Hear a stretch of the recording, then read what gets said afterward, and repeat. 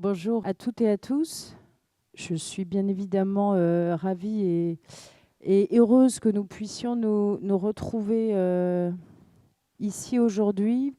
pour cette belle journée, une journée pour toutes les fondations abritées à la Fondation de France, que nous avons décidé depuis quelques années, je crois maintenant, de véritablement nourrir pour vous aider dans vos réflexions, dans vos travaux, dans vos activités que chaque jour vous menez au service de l'intérêt général. Alors merci, parce qu'au fil des années, on finit par créer cette petite communauté de fondations qui se retrouvent ici. Donc merci en tout cas toutes les plus anciennes fondations et bienvenue aussi à toutes celles qui ont rejoint la Fondation de France et cette belle famille de l'intérêt général pour travailler ensemble. Alors aujourd'hui, je suis à la fois ravie et heureuse parce que c'est toujours un joli moment et on garde des beaux souvenirs de ces journées. Donc ravie, heureuse, joyeuse, mais aussi sérieuse face au monde qui nous entoure et qui, au fond, appelle à notre responsabilité individuelle et collective. Et je crois que fondamentalement, c'est ça qui est important aujourd'hui quand on travaille pour l'intérêt général, quand on s'inscrit dans ce cadre philanthropique. Ce que vous avez choisi de faire, c'est de réfléchir au-delà des actions individuelles, des domaines qui vous tiennent à cœur, sur la manière de contribuer face à faire en sorte de construire ce monde plus solidaire, juste, apaisé et durable. La question qui se pose, en fait, je crois, pour chaque fondation, c'est de se dire qu'au fond, comment agir face au désordre du monde, comment agir face aux menaces qui pèsent sur la démocratie, comment agir aujourd'hui face aux difficultés, aux tensions sociales, géopolitiques, face aux difficultés immenses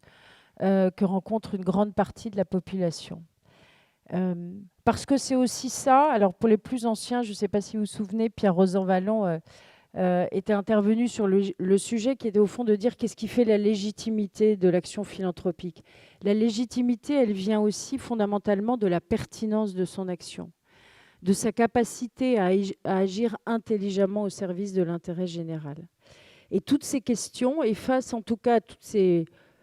défis immenses qui sont collectivement posés, nous nous sommes dit à la Fondation de France qu'au fond, chacune de vos fondations, si valeureuse et puissante soit-elle, ne pourrait répondre à nos enjeux. Et c'est pour ça qu'au cœur de notre plan stratégique, nous avons posé cette fabrique philanthropique. Cette fabrique, elle porte et elle incarne l'ambition d'arriver à mieux agir collectivement au service de l'intérêt général pour avoir plus d'impact et au fond prendre toute notre responsabilité, qui restera la responsabilité du secteur philanthropique et qui n'a pas vocation à embrasser une responsabilité plus large, mais néanmoins prendre toute sa part pour se dire que aujourd'hui, demain, après-demain, nous aurons fait notre action du mieux possible au service d'un impact le plus large possible. Mais pour éclairer ce monde et donc pour éclairer le sens de notre action, je tiens à remercier André Comte-Sponville qui nous fait l'honneur et l'amitié d'avoir bien voulu partager ce matin avec nous son regard de philosophe, justement, sur le monde qui nous entoure, sur le sens de la générosité aujourd'hui et au fond, comment nous pouvons nous inscrire dans ce travail. Une autre caractéristique de notre monde actuel tient au questionnement assez profond sur la responsabilité et la prise en charge de l'intérêt général. Le premier point, c'est bien sûr que face aux contraintes budgétaires massives, face aux besoins croissants, nous sommes dans une sorte d'équation compliquée aujourd'hui dans le secteur des associations et fondations, qui doit aussi nous inciter à réfléchir à la manière et à la responsabilité de chacune, de chacun au service de l'intérêt général. Donc nous avons, vous pourrez entendre Bernard Cazeneuve, ancien Premier ministre, Patricia Barbizet, présidente de la FEP, qui échangeront avec notre président Pierre Sellal sur cette articulation au fond entre les pouvoirs publics, les entreprises privées et les acteurs de l'intérêt général au service d'un projet de société commun qui va nécessiter non seulement de repenser nos modes d'action, mais aussi de se mettre dans une posture collective bien différente si nous voulons arriver à trouver des solutions ensemble. Tout ça, toutes ces réflexions, nous les partagerons dans l'objectif ensuite de pouvoir venir travailler plus concrètement ensemble entre fondations abritées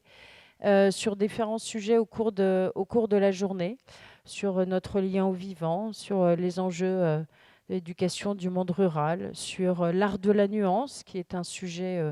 majeur aujourd'hui, et d'autres sujets entre vous, avec des experts, pour là aussi nourrir les échanges, les rencontres, les idées, parce qu'au fond, chacune de vos fondations contribue à quelque chose de beaucoup plus large, de ce mouvement de l'intérêt général. Et il est précieux. Et donc arriver ensemble à trouver des clés, à travailler, à s'inspirer, à échanger, doit nous permettre collectivement d'améliorer nos pratiques et nos actions. Et puis, bien sûr, avant tout, c'est un moment informel de rencontre, d'échange, de débat entre vous pour vous inspirer et vous nourrir. Et enfin, un grand merci à François Langlais qui a accepté ce matin de bien vouloir venir animer nos débats. Je vous remercie et j'espère que vous passerez une très bonne journée.